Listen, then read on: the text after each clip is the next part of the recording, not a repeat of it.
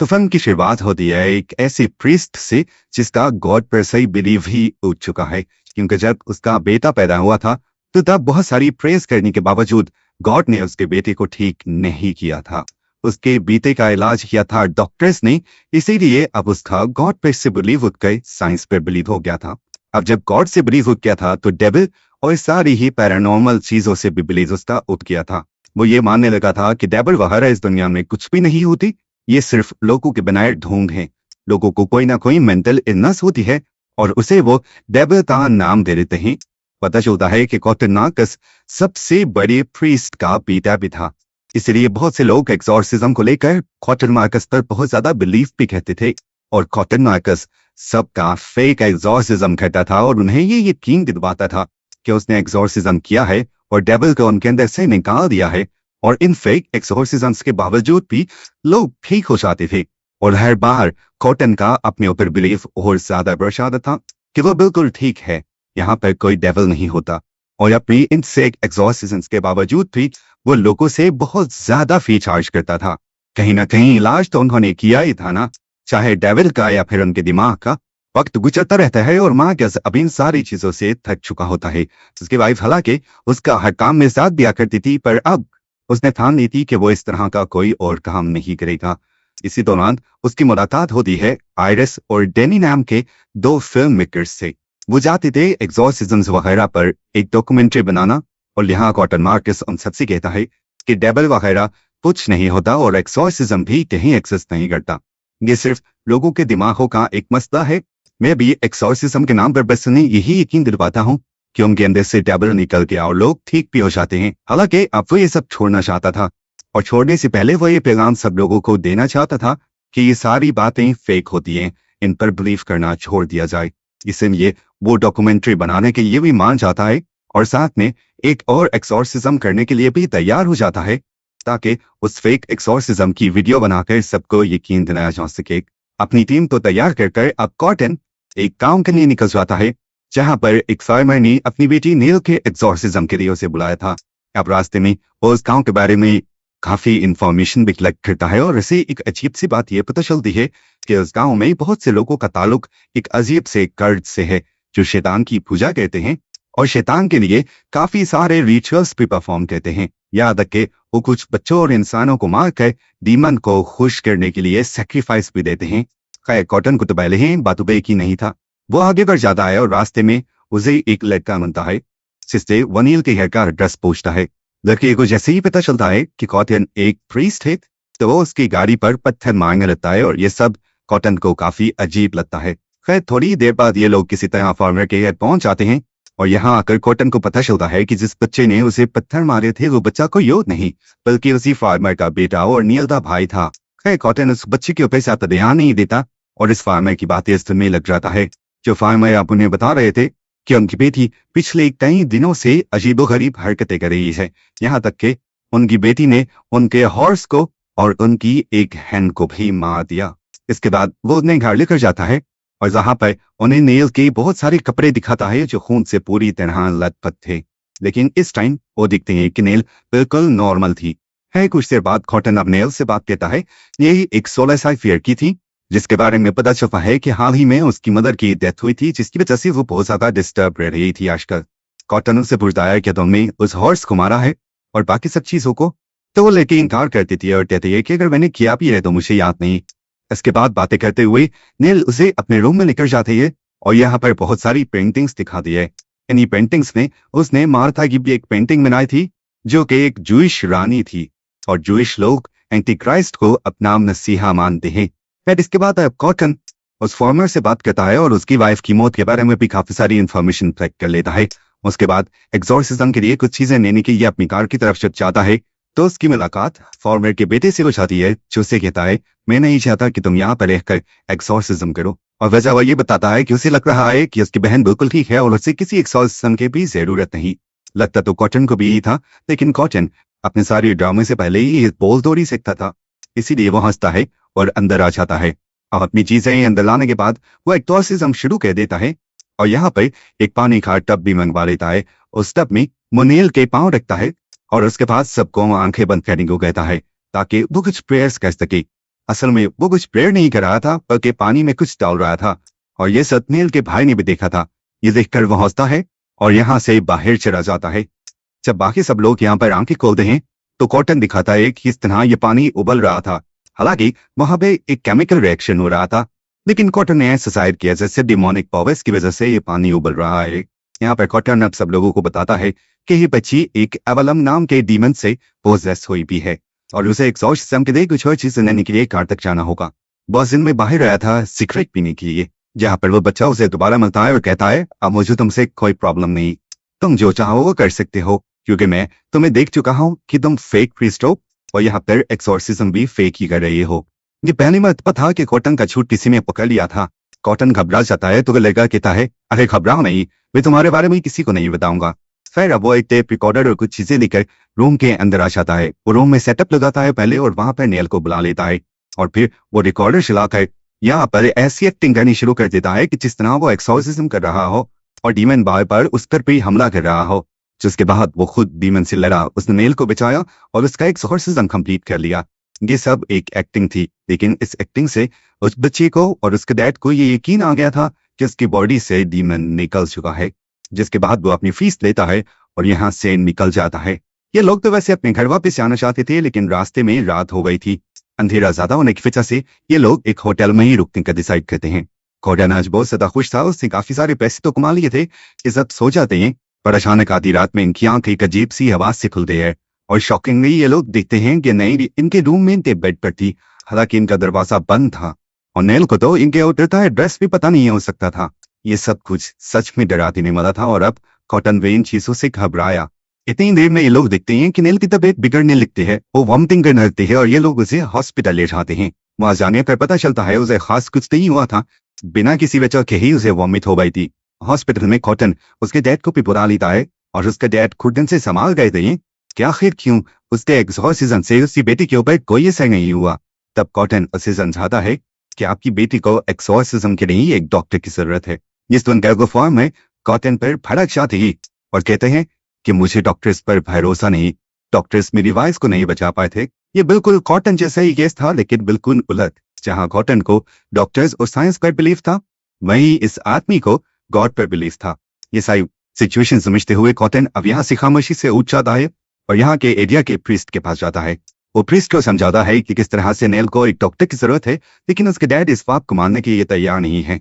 वो प्रीस्ट से कहते हैं शायद आप अगर कहीं तो वो आपकी बात मान जाए, लेकिन यहाँ पर प्रीस्ट से कहते हैं कि मुझे नहीं लगता नेल के डैड कुछ मानेंगी, क्योंकि इस मामले में मेरी और उसकी काफी मर्तबा बात हो चुकी है, पर वो अब डॉक्टर्स पर बिलीफ नहीं करता। दूसरी तरफ हमें दोबारा नेल को दिखाया जाता है जिसको अब उसके डैड काबू करने की कोशिश कर रहे थे। जब कॉटन यहाँ आया तो उसने देखा कि उसके डैड उसे जबरदस्ती एक कमरे में बंद रहने की कोशिश कर रहे हैं और नेल तबाही जख्मी है। नेल के डैड बताते हैं कि जब नेल तबाही उसके साथ खेल रहा था तो नेल ने ही उसके ऊपर चाकू से हमला कर दिया। ये लोग अब जल्दी से उस बच्चे को हॉस्पिटल ले जाने की कोशिश करते हैं और उस टाइम पर वो बच्चा कॉटन को एक पेपर पकड़ाता है जिसपे लिखा हुआ था कि मेरी बहन को मेरी डैड के साथ अकेला मत छोड़ना। ये बात पढ़कर कॉटन डर जाता है और जल्दी से अपनी डॉक्यूमेंट्री टीम को देकर नेल के पास जाता है और नेल से उसके डैड के बिहेवियर के बारे में सवाल करता है। क्या वो उसे टॉर्चर करते हैं, क्या वो उसे डांटते हैं या मारते हैं? लेकिन नेल जवाब देती है कि ऐसा कुछ नहीं, मेरे डैड मुझसे बहुत प्यार करते हैं। नेल को सुलाकर ये लोग बाहर आ जाते हैं और अचानक ही उन्हें नेल के कमरे से किसी के रोने की आवाज आती है। ये एक बच्चे के रोने की आवाज थी। देखने को मिलता है कि बाथरूम में नेल ये बच्चे के रोने की आवाज खुद निकाल रही थी और एक डॉल को पानी में इस तरह डुबा रही थी जैसे वो किसी बच्चे को पानी में डुबाकर मारने की कोशिश कर रहे हो। ये लोग बहुत मुश्किल से नेल को काबू करते हैं और उसे जाकर उसके रूम में सुला देते हैं और यहाँ पर वो नोटिस कहते हैं कि नेल ने इस टाइम भी एक पेंटिंग बनाई हुई थी जिसने वो एक बिल्ली को मरा हुआ दिखा रही थी। इस दौरान कॉटन जो अपना रिकॉर्डर ही छोड़ गया था वो इस रिकॉर्डर को उठाता है और इसमें हुई रिकॉर्डिंग सुनने लगता है। वो सुनता है कि नेल लेकिन में किसी से बात कर रही थी, लेकिन तो नेल को आती ही नहीं थी। फिर वो कैसे बोल रही थी, इस चीज को लेकर तो साइरस और डैनी भी काफी परेशान हो जाते हैं। फिलहाल के लिए ये लोग इसे घर में सोते हैं क्योंकि नेल के भाई ने कहा था कि इसकी बहन को अकेला मत छोड़ना। आधी रात में नेल दोबारा उठती है और इनका कैमरा चुरा कर यहाँ से ले जाती है। वो बेसमेंट में जाती है और वहां पर उसी कैमरा के जरिए के ऊपर इस तरह से अटैक करती है कि कैट का पूरा जिस्म फट जाता है। यहाँ पर हर जगह खून और खून ही फैल जाता है और कैट पे इमायश आती है और वो कैमरा जिसके अंदर इन्होंने पूरी डॉक्यूमेंट्री रिकॉर्ड की थी, वो कैमरा फिर टूट कर खराब हो जाता है और सारी डॉक्यूमेंट्री की फुटेज पे खत्म हो जाती है।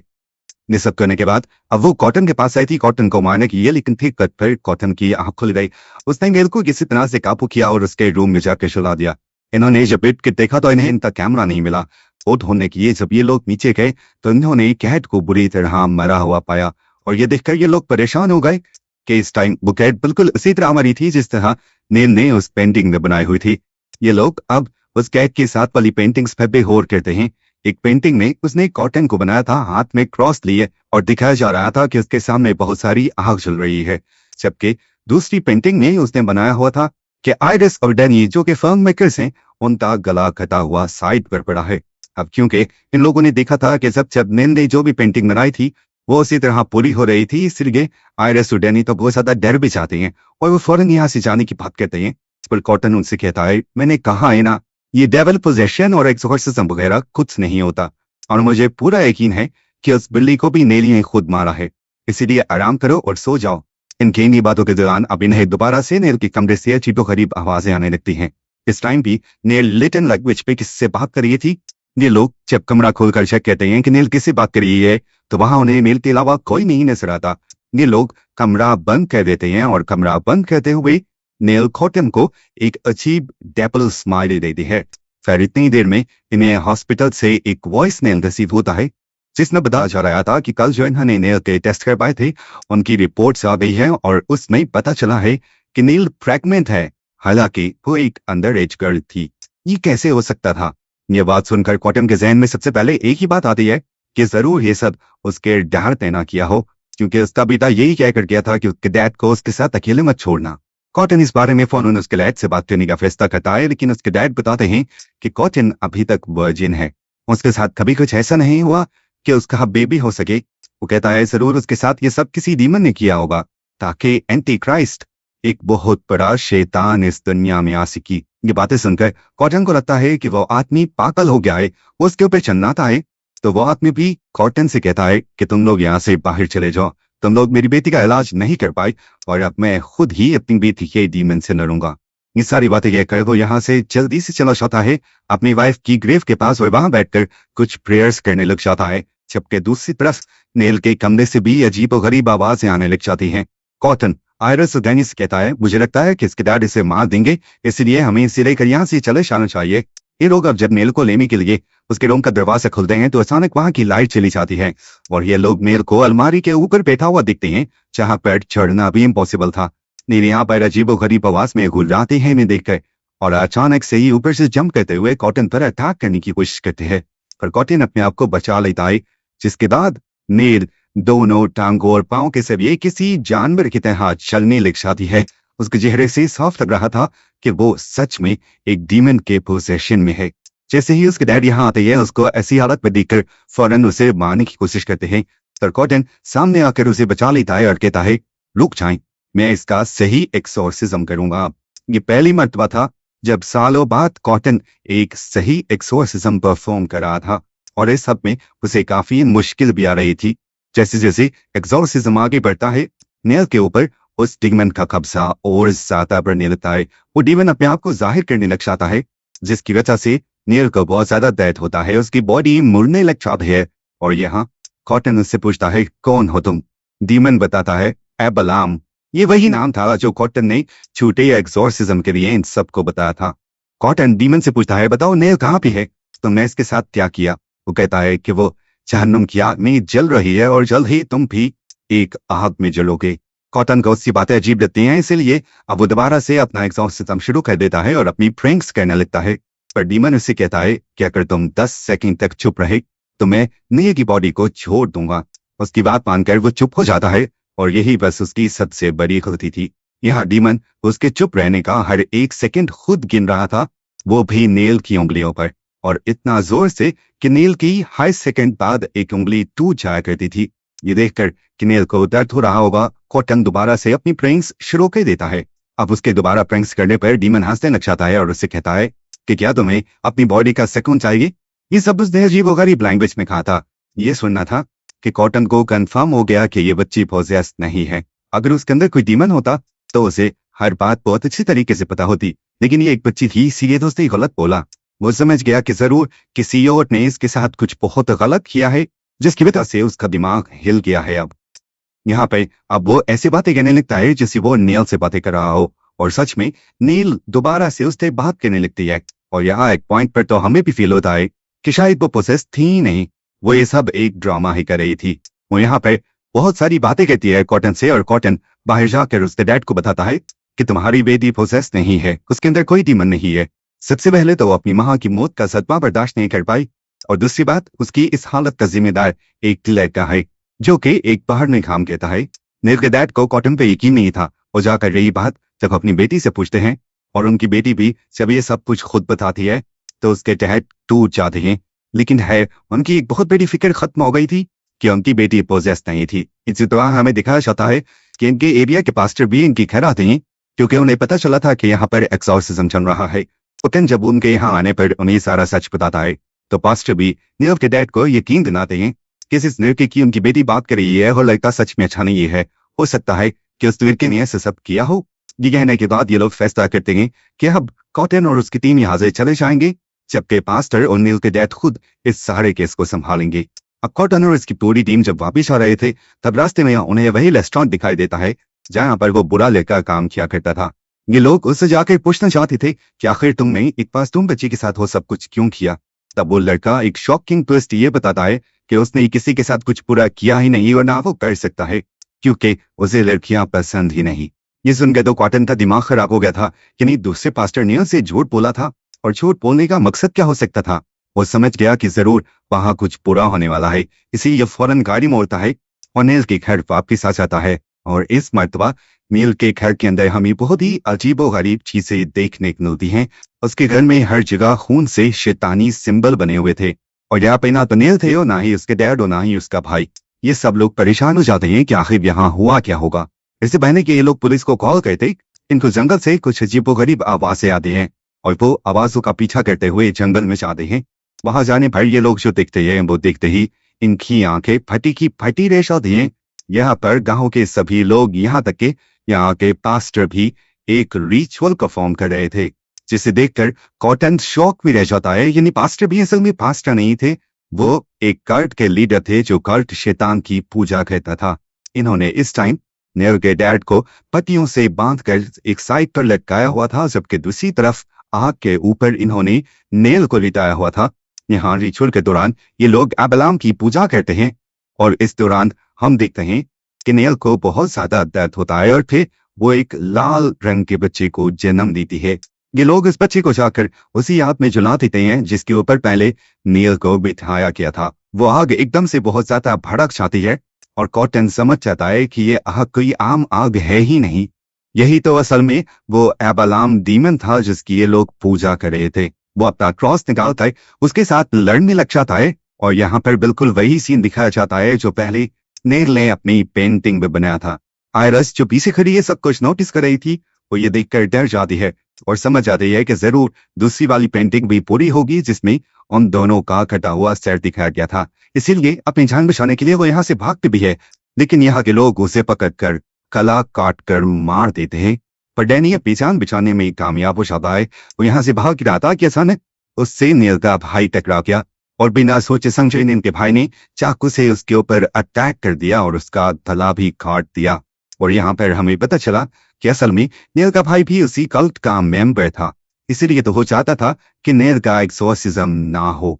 कॉटन तो पहले ही आग में जलकर मर गया था, जबकि अब दिखाया जाता है कि डैनी भी मर चुका था, और उसके मरते साथ ही ये कहानी इस खौफनाक एंडिंग के साथ खत्म हो जाती है कि यहाँ पर कल्ट के लोग जीत गए और एक प्रीस्ट हार गया, और वजह ये थी कि वो प्रीस्ट खुद गॉड पर बिलीफ नहीं रखता था।